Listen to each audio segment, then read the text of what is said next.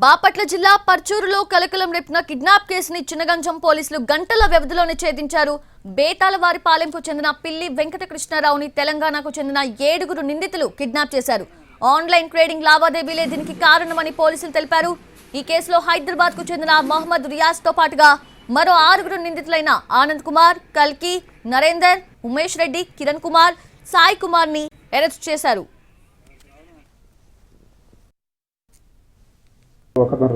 హైదరాబాద్లో రియాజ్ అనే వ్యక్తి అతనిని నమ్మి ఆ ఫారెక్స్ ట్రేడింగ్ చేయడానికి తన దగ్గర ఉన్న చాలా డబ్బులను దాదాపు 30 లక్షల రూపాయలు అతనికి ఇచ్చినట్టు, కానీ అవి ఒక వితిన్ 10-15 డేస్లోనే మొత్తం కూడా ఆ డబ్బులు పోగొట్టుకున్నట్టు తెలిసి ఆ రియాజ్ ఈ విధంగా నా దగ్గర ఉన్న డబ్బు మొత్తాన్ని పోగొట్టావని చెప్పేసి వెంకటకృష్ణారావుని పలుమార్లు అడగడం జరిగింది.